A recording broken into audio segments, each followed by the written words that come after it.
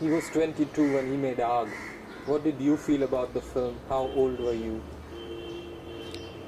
When Raj-ji made Aag, he was 22. I was 15. I was in school, my pre-metric days. And for us, the making of Aag was like one big picnic.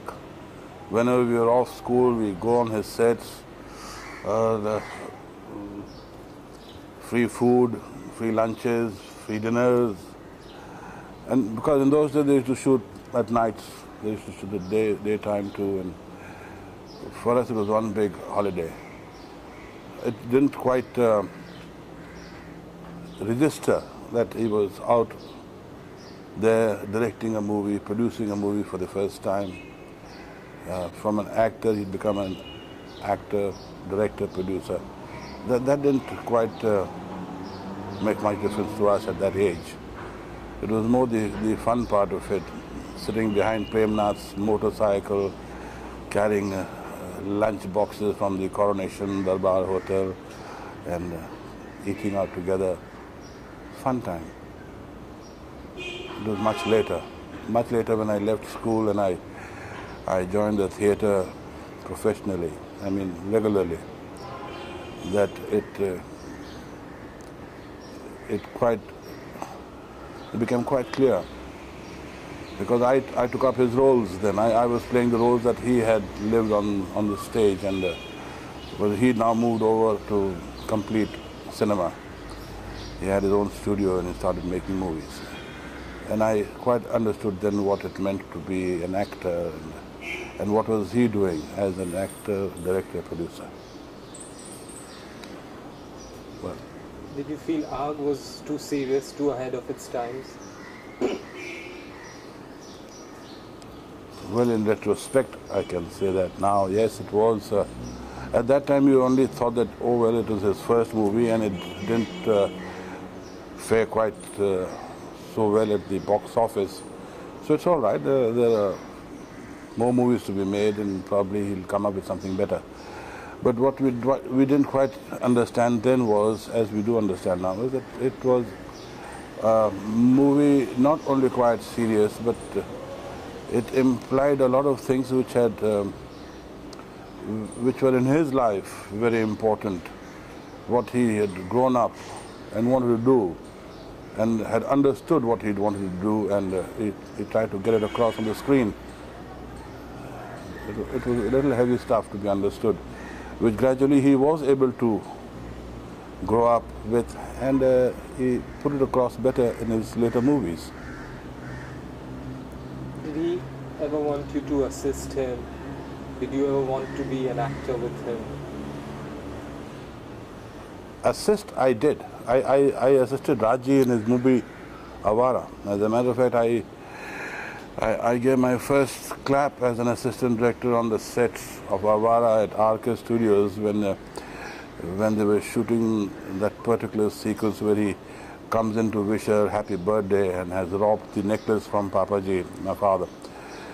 And that was the first time I gave a clap, and I fumbled and I got a hell of a lot of shouting and I nearly got thrown off the sets. But I did work for a little time as an assistant. Whenever we got time off, I was on the stage with my father then, and as I said, again it was fun time being with the RK unit, going up there. I also did a little bit of, I didn't act a role actually. I was one of the extra boys in that song of Cuckoos doing one, Ek, Do, Teen, Aaja Mausam Hai Rangeen, that sort of a thing. And I was also one of the crowds with a berry on my head. And I was, what, 17, 18 years. And as for wanting to act with him, I never got the opportunity till it was very, very late. I worked in Premnath. Did he direct with an iron hand, or was he kind of easy? Oh, he was very easy. Fabulous as a director, because well, he knew what he wanted. He wasn't waiting for you to tell him what he wanted or what he should be doing. It's actually people who don't know what they want, that they keep on experimenting at your cost, and then they pick up and choose what they think is best. He knew what he wanted, so he didn't have to go hither and thither. And as for a stern hand, no.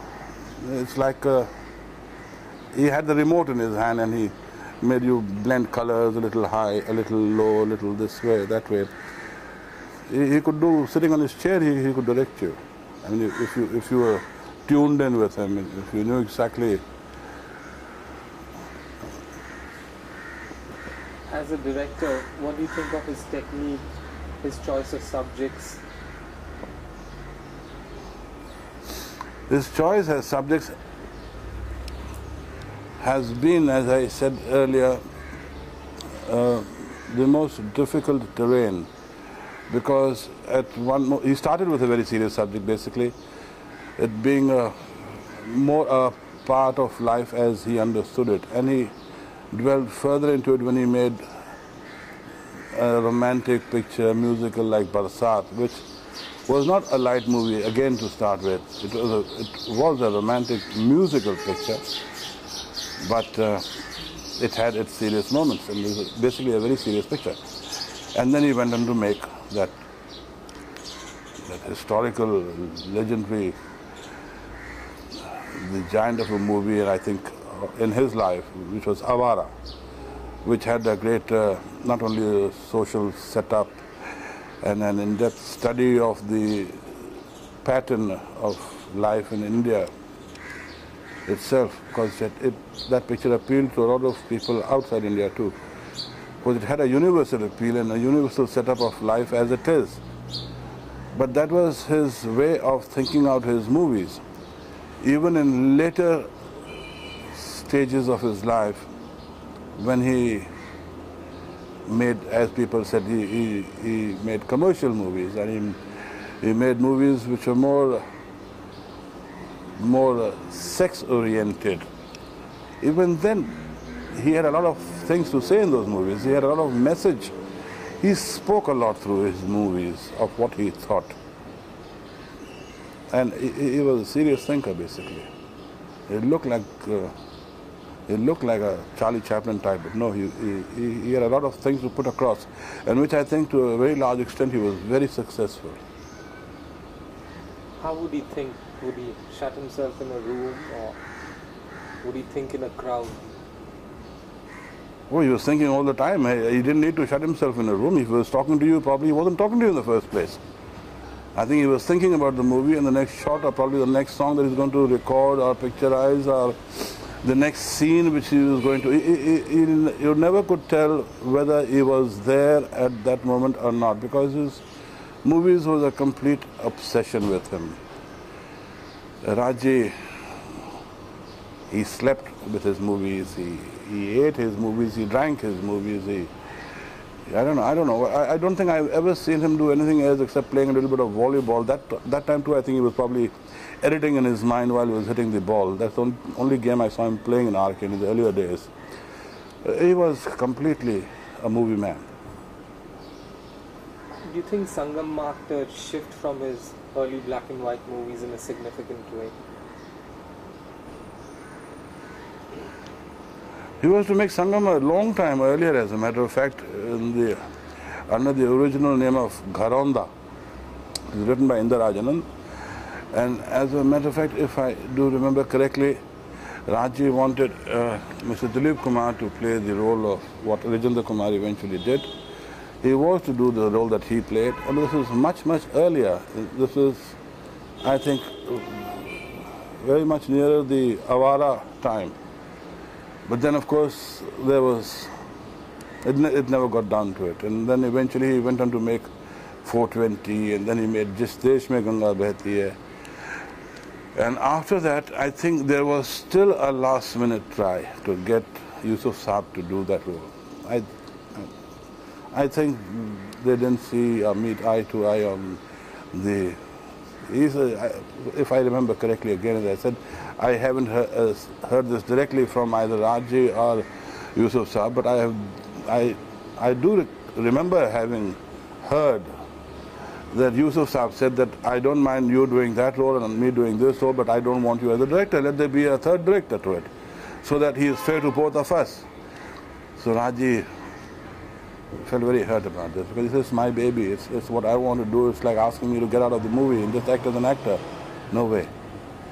So then he reconciled with the idea of making it on a different pattern altogether. Color was coming in very strongly in those days, and so he chose a different medium. He went in for color, selected Mr. Rajendra Kumar for that role, and he was very successful. Very successful. Because I remember an incident very vividly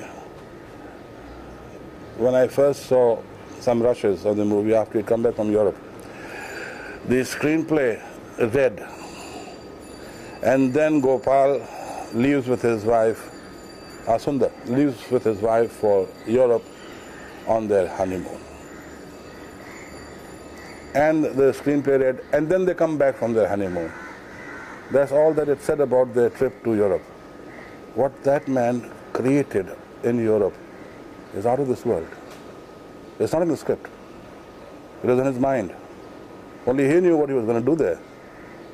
And what he did of that particular portion, besides of course the whole picture being fabulous, but that particular portion of making 7 to 8 reels of time spent in Europe is completely a director's medium of thinking, and no one knew about it. What were his strongest points as a director, according to you?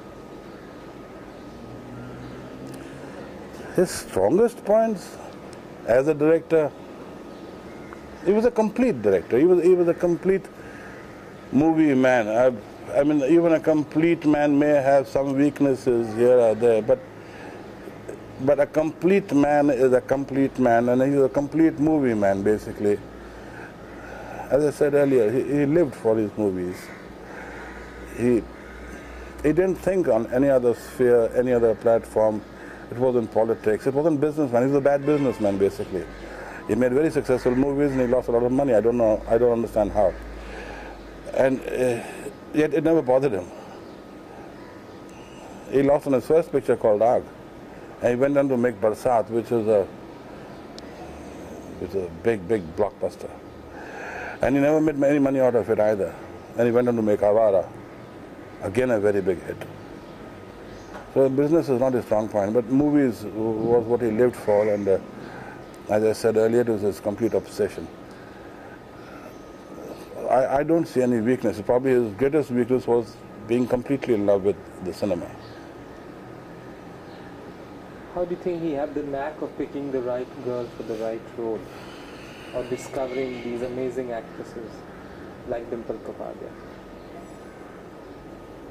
I don't know, probably some God. It's a gift.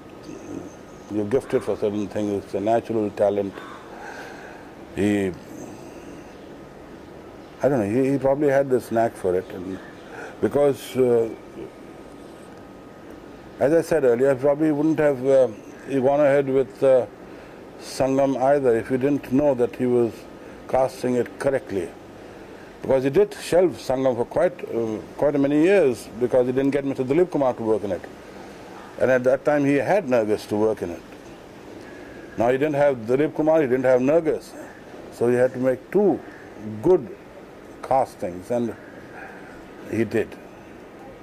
So that is his own knack, his experience. As I said, he knew exactly what he wanted. Even from a newcomer. With girls like Dimple, for that matter Mandakini, his own sons, Rishi, then Rajiv. Well, he knew what he wanted, and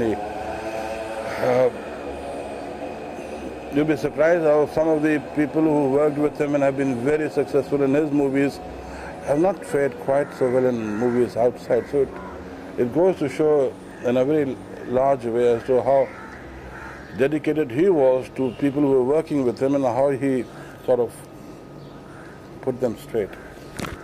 Do you feel he could create something out of nothing? He did, didn't he? He created a lot out of nothing. I mean, there are so many movies based on the Laila Majnu and He Ranja and Romeo and Juliet love affair theme and rich man's son and the poor man's daughter stuff themes have been made all over the world. And he still picked up the same type of a subject, cast a new girl and he cast a new boy in it, cast a new set of directors, music directors, and he made a fabulous hit called Bobby, didn't he? He had that knack. It was his presentation, it was his way of making a movie that made the difference. And he was a music man basically also, therefore he knew exactly what he wanted in the way of music. All his movies, all RK movies for that matter, have had fabulous music, great music. Not music as we see it today. We had great melodies, music which you can remember, music you can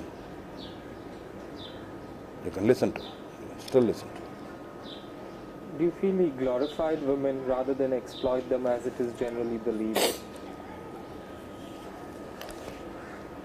I think he showed women as he saw women. It's very difficult for someone else to think the way he thought, or put yourself in his place and try to say as to how he saw women, the way he painted them. But perhaps that's the way he saw them, and maybe he wanted them to be, and that's the way he put them across. And he always showed them in a very beautiful light, very beautiful colors, and that's how women should be, I suppose. Which, according to you, is his most accomplished work? I think Mera Naam Joker is his finest piece of work. He got a little bogged down in the end of that picture because he had shot so much. He was running into difficulties with timings. Then he tried to adhere to a set pattern of movie shows as we have in India, like you have 3 shows, so you can cut it down to 2 shows. So he tried to cut down the picture and set it for 2 shows at least. That ruins business basically. So he couldn't handle that part of it. Otherwise, I personally think that technically, and especially the first chapter of that picture, is something that can go down in the archives of any motion picture industry, of any part of this world, as one of the finest pieces of art. Thank you. Okay.